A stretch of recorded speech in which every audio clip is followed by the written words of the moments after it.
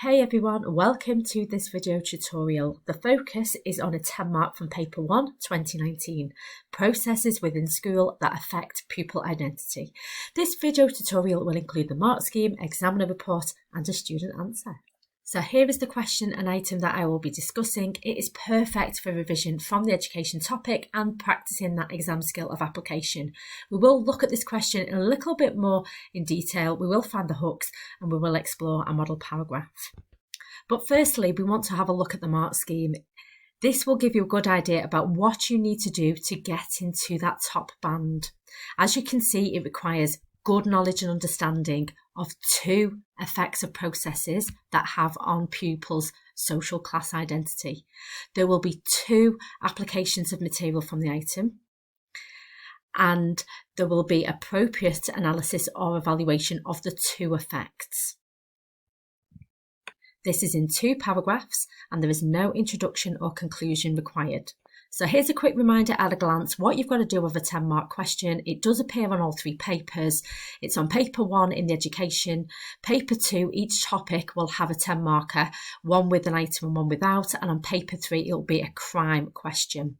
So it is 15 minutes to answer, 2 clear paragraphs, no intro, no conclusion. Just read the item carefully. That will give you the hooks, and I would recommend that you quote them. These are placed by the examiner for you to develop and add your knowledge to, and look for the question hooks also. It gives you further opportunity to show your application of knowledge. Okay, so looking at the item from a previous exam series, so looking at 2017, each item had a similar structure. Some had a bit of a preamble, each had 2, sometimes might even have 3 hooks, and they also always had a link to the second part of the question that you've got to hook your knowledge onto. So here is the question that this tutorial is about. It does start with that sentence, that preamble. Some paragraphs, items have this, some might not, but what it's doing, it puts it into context. So different classes have different experiences in school. Then we've got our first hook. The curriculum may place a higher value on middle class cultural capital, resulting in some pupils at a disadvantage. Ooh, who might that be? Most likely the working class. Then we've got hook number 2, teacher-pupil relationships. And hook number 3, peer groups. Now, the last sentence then does link it to the second part of the question, pupil identities, because all these are likely to affect how pupils of different social classes see themselves, and that is going to form their identity. So what should your paragraph include? Now, there's no hard and fast rules about how to structure a paragraph. It always should have an item, hook or quote. Now, whether that comes at the start, middle or the end, as long as it's there and as long as you've developed your knowledge from it, then it will be credited. There will be AO1 knowledge about the hook. You will link keywords, studies or theories. You will make sure that you are showing that AO2. Link back to the question. Do you use the wording of the question to show how you are answering it? And then there is AO3 available, which is analysis or evaluation. So I'm going to give you an example of a paragraph to show how it hits all those skills to answer this question. So here's an example of one of my student paragraphs, and this is basically what they wrote in the exam. And as a result, it became a top band answer. So let's start off our paragraph with the main point. Now, this student starts off with the point of the first process, and this process is the labelling process, and they identify it there. Then what this student does gives an explanation of what this labelling process is.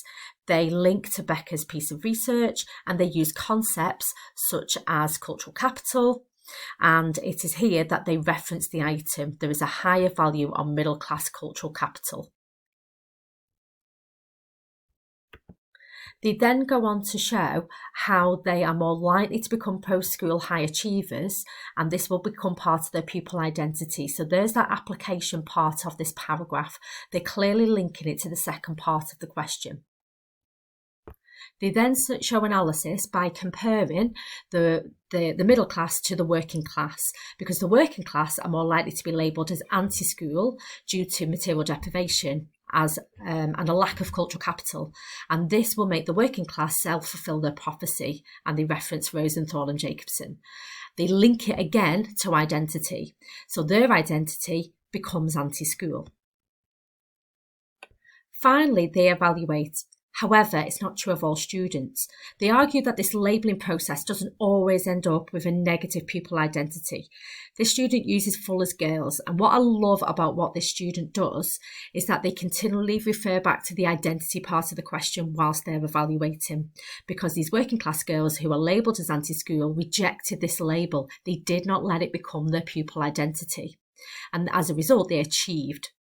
So this theory is determinist. They then do a final cheeky reference back to the hook in the final sentence. They say the working class are more likely to be affected by a negative pupil identity than middle class because they do not possess the habitus valued by school. And if you look, it was this higher value on middle class cultural capital, e.g. the middle class habitus.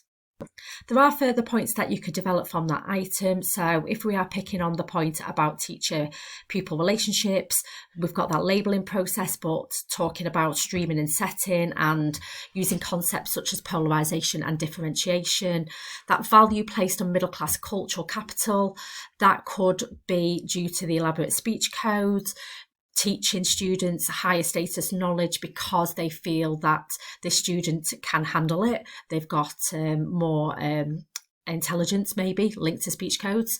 The more value of middle class leading the working class to suffer symbolic violence. You might want to reference Archer's research there. Or you could have talked about peer groups and the negative attitudes that some students might have. You know, there's that language that they use, like calling them swats or ear-holes, if you want to reference Willis's research. And as a result, this anti-school behaviour could be a result of it, or they could do it to gain status within their peers. Making sure that you are linking explicitly to possible identities. So I've used pro-school and anti-school, but you could also talk about Nike identity, that idea of a pivotal identity, the ideal pupil, the ideal learner. These could all be referenced in this answer. So if we just finish by looking at the examiner report, and this was a really popular answer in the fact that the majority of students were able to explicitly refer to one or two hooks from the item. The hooks that were most commonly used was the curriculum, teacher-pupil relationships and peers.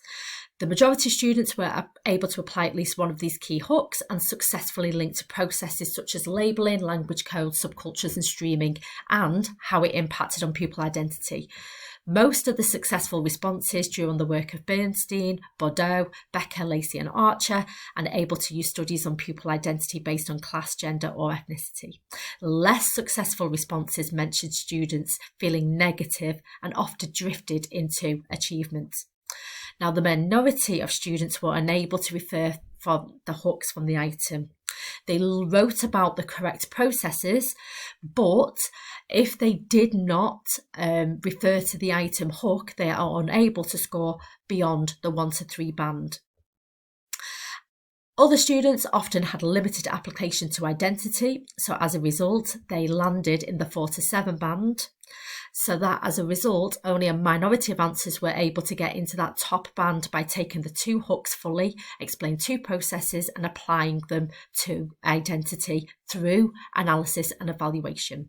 Often attempts to evaluate were generic and did not score well, but the most successful evaluations applied specifically to the question, such as identity being shaped by an external factor rather than processes within school. So massive thank you for watching. This tutorial has shown you how to apply material from the item to answer a 10 mark. If you've enjoyed it, or more importantly, you've benefited from it, please comment, click like, and don't forget to subscribe. All links are in the comments below, but massive thank you for watching. Bye.